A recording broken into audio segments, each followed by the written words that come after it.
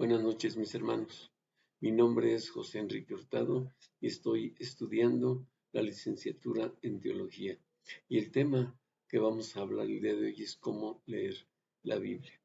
La Biblia es una colección de 66 libros escrita por 40 autores de épocas diferentes en casi un periodo de 2000 años, escrita en dos secciones, el Nuevo Testamento y el Antiguo Testamento, escrito en dos idiomas, hebreo y griego, escrito en varios tipos de literatura. La Biblia son diferentes libros, diferentes tipos de literatura y diferentes historias. El Antiguo Testamento está compuesto por 39 libros, compuestos por la ley, por profetas y escritos. El Antiguo Testamento cristiano está constituido por los mismos libros y están compuestos por la historia, epístolas de Pablo y Apocalipsis. ¿Cómo leer estos libros? Algunos dicen que el Dios del Antiguo Testamento está enojado y que el Dios del Nuevo Testamento es un Dios de amor. Todos los cristianos tenemos presuposiciones para leer la Biblia o para saber cómo leer la Biblia. La primera suposición nos dice que Dios es un Dios comunicable, un Dios que ha hablado a su pueblo a través de la Biblia. Esto lo podemos ver en Hebreos 1, versículo 1 y 2. El Dios en el que creemos habla tanto en el Antiguo Testamento como en el Nuevo Testamento. La segunda presuposición, ya que la Biblia es inspirada por Dios, ¿sí? Entonces, si es inspirada, por lo tanto es autoritativa e inherente.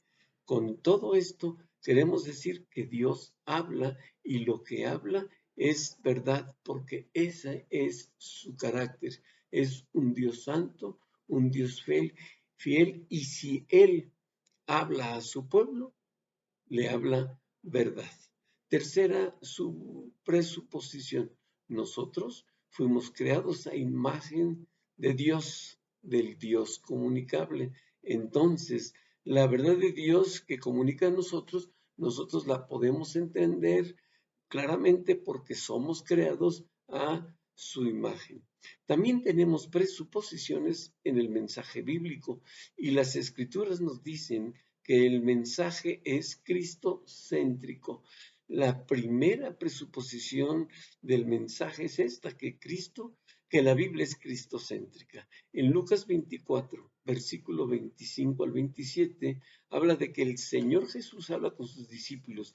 En el versículo 26 dice que desde Moisés hasta pasando por todos los profetas se declara en todas las escrituras de lo que de él decían. Esto es lo que decía el Señor Jesús a sus discípulos. Y esto nos está mostrando que el Antiguo Testamento es cristocéntrico. Esta es una presuposición que tenemos de que el mensaje es cristocéntrico. Esto quiere decir que Cristo es el centro de todas las escrituras. Ahora, si nosotros somos cristianos, tenemos que leer la Biblia con lentes cristocéntricos. Jesús es el cumplimiento del Antiguo Testamento. Por eso Cristo es la llave de la interpretación de la Biblia.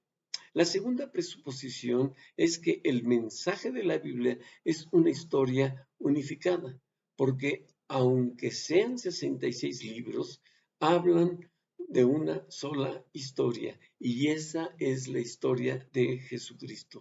Desde Génesis hasta Apocalipsis hablan de él porque él mismo lo dijo. En Génesis 1, versículos 26 y 28, nos habla o nos muestra lo que es el patrón del pueblo de Dios. Dice de que como el Padre es, así es el Hijo. Dios creó hijos e hijas. Estamos hablando de Adán y Eva para que sean reyes y sacerdotes. Hace pacto con un propósito, que es la misión que Dios les da: fructificad y multiplicaos. Este es el patrón de los hijos de Dios. pero por su pecado, en Génesis 3:15, lo dice, Adán y Eva se rebelan contra Dios y él saca a la pareja de su presencia. Pero Dios hace una promesa, una gran promesa, que ha de venir un hijo de la mujer, que éste va a vencer a la serpiente y a sus hijos. Esto significa que en la vida hay hijos de Dios e hijos de la serpiente. Y esto se convierte en una gran batalla. El hijo de la mujer contra los hijos de Satanás y Satanás mismo. Así que se repite este patrón en Génesis 12. Dios da una promesa a Abraham de darle un hijo.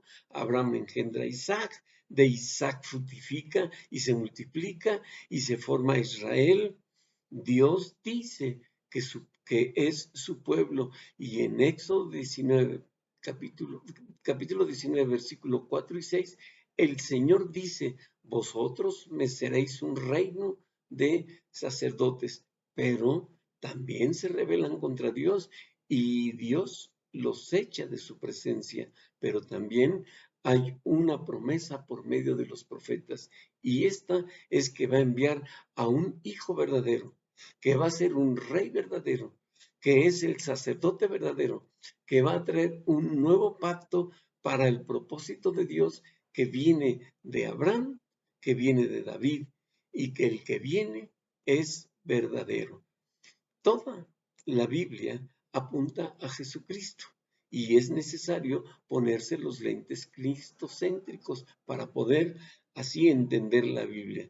Es por ello que las historias hacen al final una sola historia unida. ¿Sí? ¿Por qué? Porque Jesús une a la historia de la Biblia. Esto nos lleva a entender de que cómo leer la Biblia. ¿Cómo? Entendiendo el mensaje bíblico. Entonces, ¿cómo debemos leer la Biblia? Ok, la Biblia tenemos que leerla en su contexto textual. Como por ejemplo, tomamos un pasaje bíblico y tratamos de entender ese pasaje en su mismo contexto, ya sea histórico, literario y en su contexto gramatical. El mensaje es revelado a través de la historia de la salvación. Dios se revela de manera progresiva en la historia. Se revela Él a sí mismo. Por eso debemos de leer la Biblia de forma tipológica, que en la revelación eh, es progresiva de la Biblia, una revelación progresiva de la Biblia. Hay tipos anteriormente y se han desarrollado y se convierten en antitipos. Por ejemplo, el tabernáculo es un tipo del lugar de Dios donde promete su presencia. Salomón construye una casa hermosa para Dios, así como Dios habitó en una tienda para estar con su pueblo que también vivían en tiendas. En Juan 2:18 dice que el verbo hecho carne, habitó entre nosotros. Ahí se cumplió la promesa de que Él habita en su pueblo. Leer la Biblia en su contexto canónico.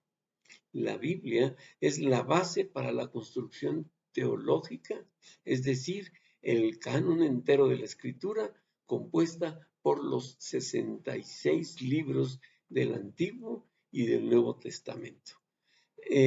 También leer la Biblia, debemos de leerla intertextualmente. Fructificad y multiplicaos quiere decir que se repiten varias veces. Por eso leemos pasajes en el Nuevo Testamento que están en el Antiguo Testamento. La Biblia es un mensaje que apunta a Jesucristo. Por último, la teología nos ayuda a entender la unidad de la historia.